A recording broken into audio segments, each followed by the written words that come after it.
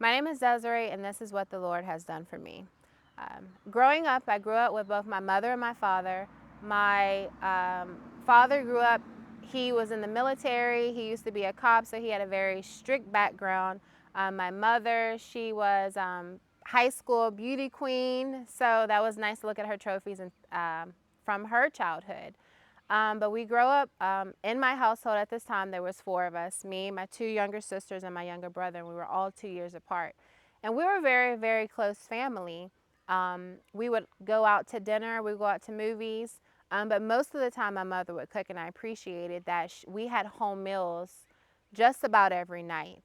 I even remember my mom would wake up really early in the morning and fix my dad's lunch before he went off to work. And she was a real servant. I don't remember us praying much, but we did go to church. My mom was an Adventist, so we would go to church on Saturdays. And because I was the oldest and we were all 2 years apart, I mostly didn't get to hear most of the sermons because I was taking care of my younger siblings in the mother's room.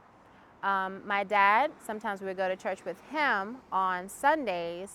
And I remember after church, we would get off and we would go jump on the trampoline. That was like the best part about church, is leaving the service and going outside to jump under the trampoline under this big, huge tree. My dad was the type that if he was changing the oil, he would teach. So I was always the type to like to learn. So he taught us how to change our, as women, because he said he didn't want us to, be stranded on the side of the road and not be able to help ourselves. So we knew how to change a tire, how to change the oil, how to jump start a car, different things like that. We would sometimes sit on his lap as he mowed the yard. And particularly, I remember like anytime we went grocery shopping, we would make an assembly line from the car to the house and pass the groceries through. So we always had a big sense of teamwork in my family. It wasn't never really like, I'm over here, you're over here. Like, we usually did a lot of things together. I remember one time we we would line up behind each other and put a sheet over our head and walk around the house trying to follow the leader. Obviously, if someone falls and the rest of us fall. But we were actually really, really close, and we're actually still close today. My mother was really big on cooking. My mother was the type that she would make homemade biscuits. Thanksgiving was the best because I got to taste any food that she had. So I actually learned a lot subconsciously about how to cook with what you have, because she would make with whatever she had. Our meals at dinner time were always homemade. And then particularly at dinner, because of the strictness of my dad, we were all required to sit at the dinner table together. So it actually turned out to be a blessing, because he would always ask us, how was our day? He would slap his hand on the table and ask us, so how was your day? And so we were forced to talk and interact. So even if it was a day where you maybe wasn't feeling well, or, we had, a hard time at school, this gave us opportunity to open up and talk. So our family always had a sense of a safety in the circle of communication, which was very valuable to me and actually helped me out in the long run as I continued to grow up. I don't remember much of us praying together as a family, but I do remember God was incorporated. I remember one time I was in Girl Scouts at a camp called Camp Shawnee. And every evening we would go down to the lake, and you could either paddle boat or you could swim. Well, my friends and I would be in the water, and every day they kept asking me to get in the water. At this point, I could not swim, but I went into the water. One of my friends jumped on my back. I went under, and I thought I was going to drown. I felt like I was going to drown because I couldn't get up. The second evening, they asked me to do a swim test. There's a lifeguard there with a pole, so I thought I was going to be okay. But once again, I couldn't swim and I almost drowned. So that night I went back to my tent, and I remember praying. This is actually the very first time I actually remember praying as a young girl, and this had to be somewhere in elementary school at this point. And I remember asking God, I said, I don't even remember if I closed my eyes or not, but I was like, can you help the girl stop asking me to get into the water? So the very next day came, we did our daily activities, and then in the evening, we went to the lake, and no one spoke anything to me about getting in the water. And that was the very first time that I encountered God for myself, and I was very happy because I prayed, and He actually answered my prayer. My dad kind of instilled in me the fear of always getting caught, because being as though he was a cop and in the Navy, he was very protective over us. He had 3 daughters. And so, anytime I would go to the movies, he was in the parking lot. One time I went to the movies and he was in the back. I didn't even know he was there. So I always had a sense of like, my father's watching, which kind of played out well because subconsciously my father is watching. I remember one time in particular being in high school. A friend of mine had given me a porn tape to watch, and this is the first time that I had any experience with porn.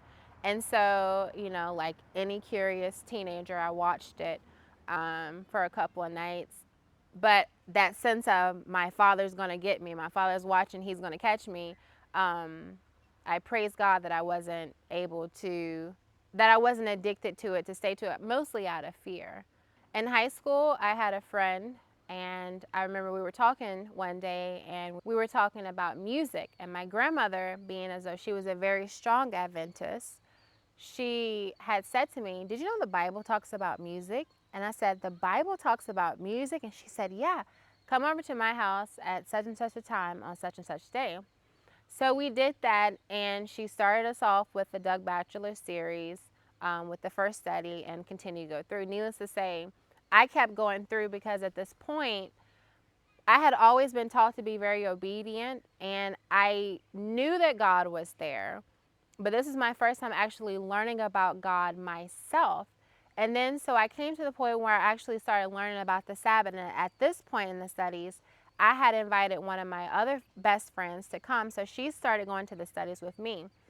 And this is kind of where I actually started differentiating between the Sabbath and the Sunday, because at this point, me and my friend, we were working at Bojangles together. And we got to the Sabbath study. She was a big, strong Sunday keeper. She went to Sunday church. Her mother went to the Sunday church. Her grandmother, great grandmother, it was like in the family. So when it came down to the Sabbath study, she couldn't make it. So I did the Sabbath study, and I got to understand more. Okay, there's something to this Sabbath talk. So my grandmother had given me a DVD and said, "Okay, just give your friend this DVD if she can't make the study." So I went to work, I gave my friend the DVD, and like 2 days later, she returned it to me. And so I said, "What did you think of the DVD?" And she goes, "Oh, I didn't watch it." And I remember thinking, why does she not want to watch it? And so, we had some conversation going back and forth because, like, again, I was learning more about the Sabbath, but she was a Sunday keeper. And basically, she told me, I go to church on Sunday, I'm just going to keep Sunday. And so that kind of stuck out to me because I had went to church on Sunday as well as the Sabbath. But now that I'm understanding truth for myself, it made me happy. And I was kind of curious as to why someone else wouldn't want to learn about the Sabbath as well. So at this point, when I was working Friday, Saturday, and Sunday. So at this point, I started to realize, hey, you know what? I need to keep the Sabbath. So I remember putting in a letter to my boss, letting her know, hey, I want Saturdays off. Again, at this point, I had been working Saturdays for several months. And I remember her looking at me because the restaurant had just opened within a year. And she looked at me and said, "You want to take off the one day that we have the most business?" And she basically told me no. So I got my uncle, who was a pastor, to write me a letter informing her that because of religious belief, I need to have Saturday off. And so I literally remember parking in the parking lot right before I was going to work, crying and praying, because at that very moment when I started to ask for the Sabbath off, I felt like everyone in the restaurant looked at me differently. And it was a whole different tone because all of a sudden now I want Saturdays off when, Saturdays are the party day. So that was a very, very hard time in my life, but I kept through it. So I ended up quitting that job, and there was another restaurant opening up, Olive Garden. It was just opening up. They haven't even started the first day of work. And I remember feeling so discouraged, like, I'm trying to follow you, Lord, but they didn't allow me Sabbath off at this one job. What am I going to do? How am I going to keep the Sabbath, but yet still work? And so I remember getting the application to Olive Garden. I was in the parking lot at Target, and I filled out the application on the steering wheel. That's how much I was discouraged that I wouldn't even get the job. But I just did it anyway. So I filled in the application. I was told that they weren't accepting any more applications because they had already hired a crew. Um, but by God's grace, they called me and hired me on. And what was funny in particular about the whole deal is that the manager, he respected the fact that I wanted to keep Sabbath off. He also told me that he honored the fact that I wanted to keep Saturdays off. So that was a real blessing for me, and that was probably the biggest part in my life when my grandmother started showing us about the Sabbath, and I started to see some division between friendships, and also God working through me when He took me from a job that really wasn't paying me much to another higher job that allowed me to keep the Sabbath off. So that was truly a blessing. So, as I was working at Olive Garden, a friend of mine who I looked at as a godfather came to me and informed me that there was going to be a lady coming in from Missouri and she was going to be showing us some medical missionary things. And I'm like, medical missionary? What is a medical missionary? So, she did it on Saturday. I was off. So, I went. And at this moment, particularly, I was on my cycle. So, I had really bad cramps. I've always had really bad cramps because I had a big sweet tooth.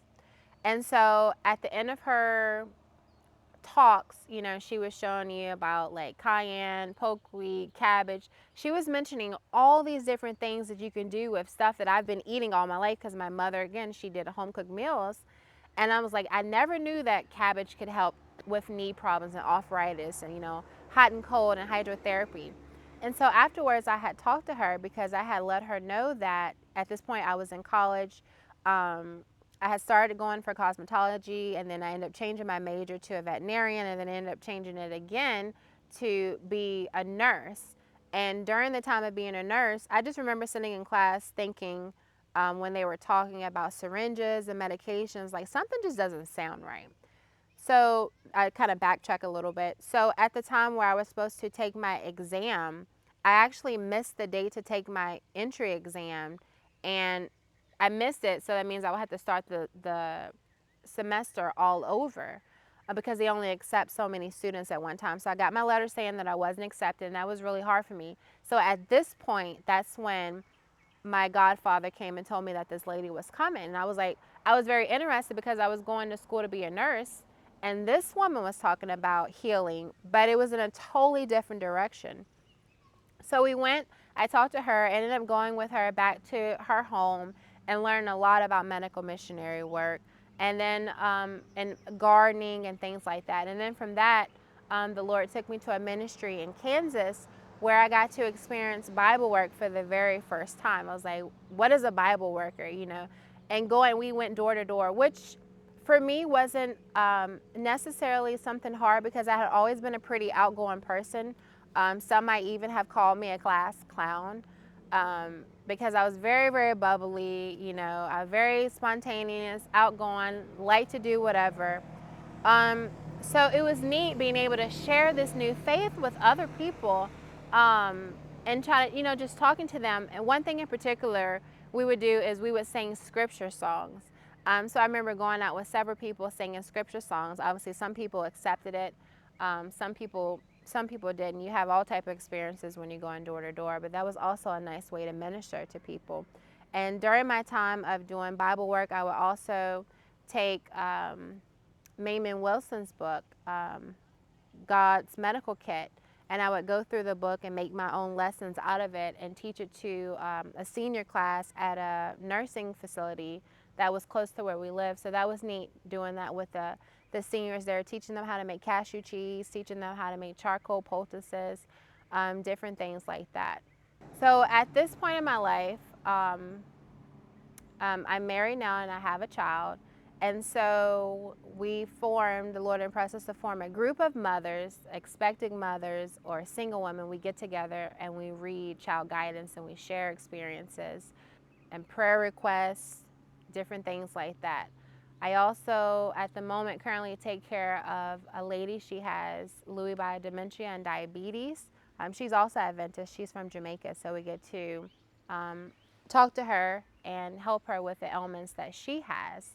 I'm also at the moment volunteering at a health food store, which is another way to witness to people, to share them about the health message, because I think that's probably the biggest thing that has impacted my life is the medical missionary work and being able to use the foods that God has given us for His benefit and for our benefit. So I've started this year doing a garden. This is the first year where I've really put my foot down to do a garden. I'm growing tomatoes and zucchini, cucumbers, senna leaf, um, lettuce, a bunch of things like that. So it's just really nice and a blessing and a ministry in and of itself to teach my child that God made these things to grow. And so if I have to say one thing to encourage you in your walk with the Lord, it's just to remind you that God is always there. He's always there to answer your prayers and to talk to you, even if it's not a formal, on your knees, eyes closed prayer, but just in any type of trouble that you're in. And even when you decide to follow Him, when when he closes a door, just know that another door is going to open up. So don't get discouraged in your walk. Just as I kind of got discouraged when I had to leave my one job because they wouldn't allow me the Sabbaths off, just a month or so later, he opened up another job for me and I was able to witness the people there. And so in my journey, I learned to love the text, Psalms 119, 165, which says, "Great peace have they which love thy law, and nothing shall offend thee." Because through your walk of following Christ, you will lose friends, you will lose family.